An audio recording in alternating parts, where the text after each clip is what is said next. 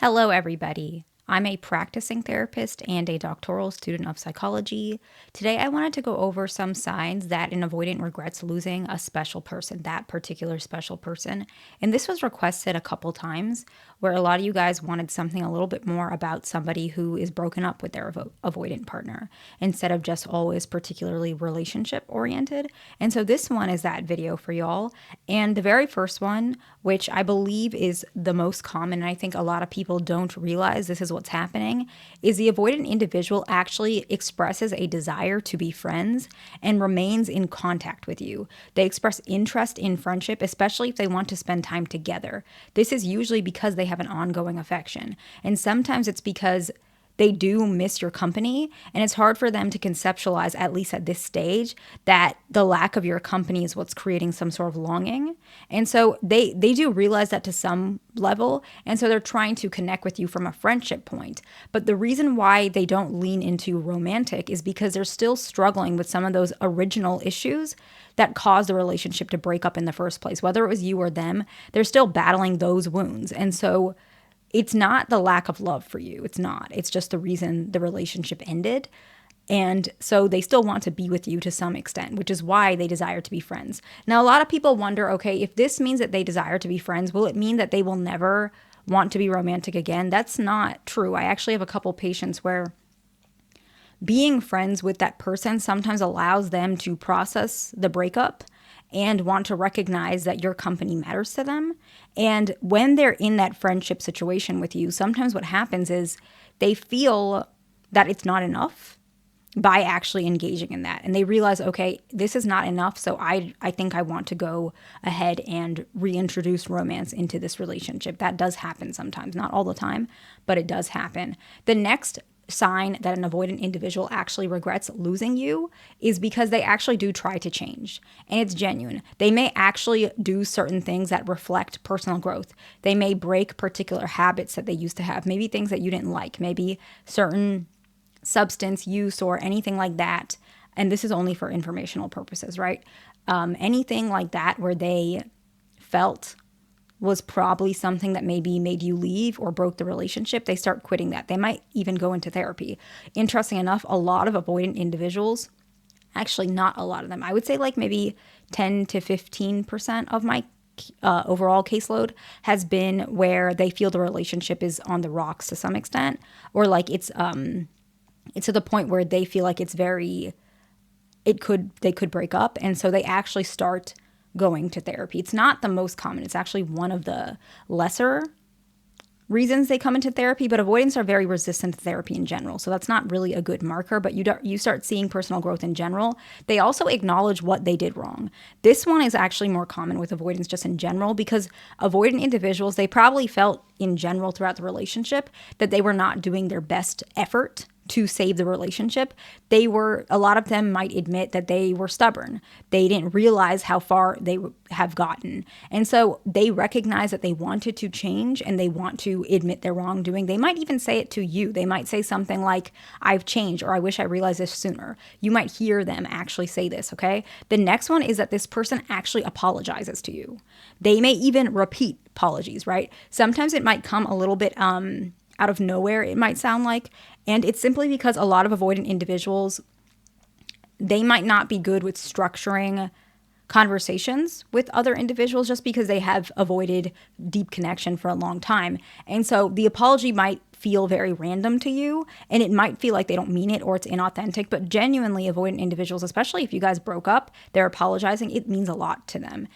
And by you maybe accepting their apology, it might give them an incentive to feel like, okay, you're not mad at me anymore. That means that if I want to get back with you, which a lot of times they do, I can come back to you. Now, of course, you don't have to open that door for them. That's not always fair for you. It's whatever you want.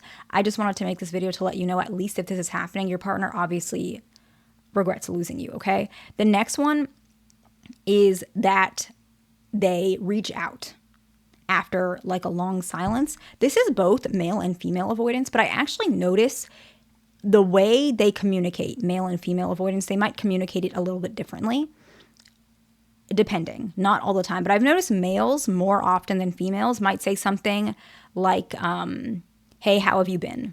like some sort of testing the waters, where a female a little bit more often, I'm not saying too much more often, she might actually address the gap.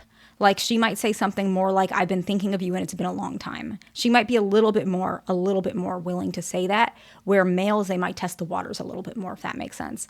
The next one is probably the most common one, and I don't think it's healthy, but it does happen, okay? They still talk about you as if you're still part of their life.